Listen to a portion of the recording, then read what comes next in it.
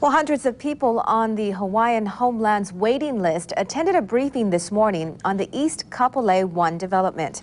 The beneficiaries and their families hope to receive homes in the largest Hawaiian Homelands development in state history.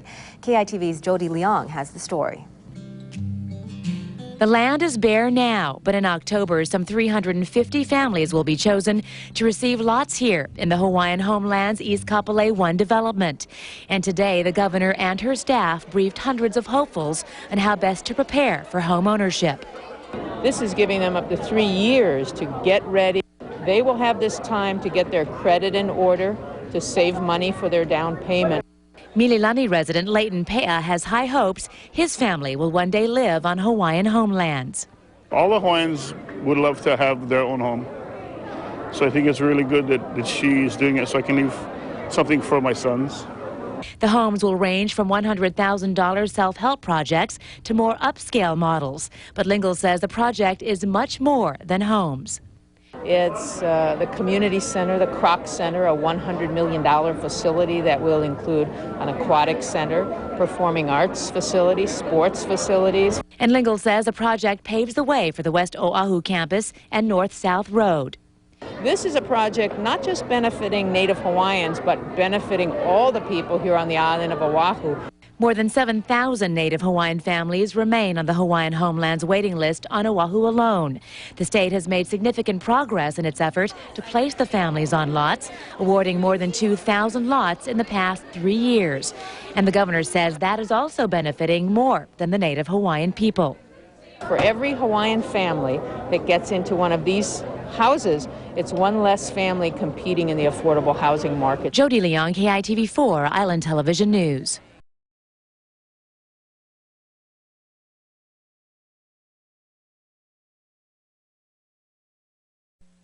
You're watching Stacy Lowe on KGMB 9 News at 5. Hundreds of Native Hawaiians are in the running to be handed the keys to a brand new home. Today, they filled out paperwork and found out what they need to do to own part of the largest Hawaiian Homes project in Hawaii history. Take a good look, because in a little more than a year, this large 97-acre piece of land will be transformed into a thriving community. Hundreds of people, young and old, piled into the Kamehameha School's gym to find out what they need to own a piece of that property. Oh, God. I've been looking for it for forever, really. Kehaulani Wilson, who is a kumuhula in San Diego, is hoping for a reason to finally move back home. My kids are all grown, you know, and the grandkids, mapunas, are there. And I'm hoping I can bring them with me and have them also grow into the environment that I grew up. Wilson has been away for 20 years. Dylan Tooley has been waiting for 20 years.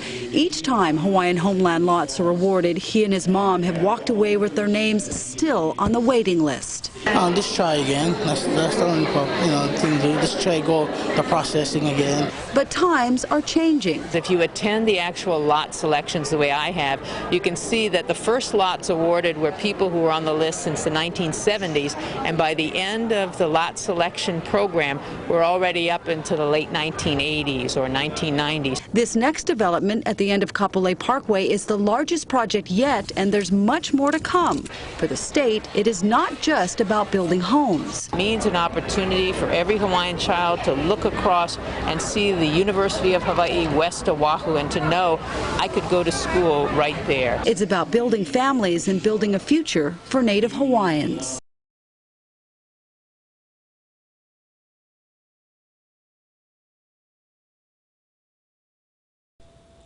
More than 1,500 Native Hawaiian beneficiaries and their families are on the waiting list to receive homes in the largest Hawaiian Homelands project in history.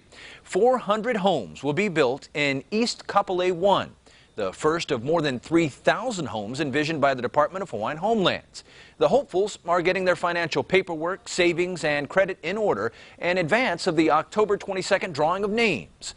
Now, while the project means homes for beneficiaries, it also means opportunity for the entire community, because every school, water, sewer line, and road that they build will be shared.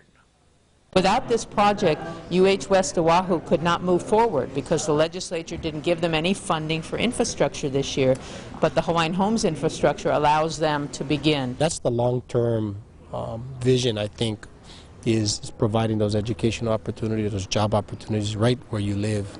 And the impact that that will have on the overall region at large is going to be tremendous. That's Mike Akane there. He insists the project won't be a blip on the history screen, but a sustained model for the department and hope for beneficiaries.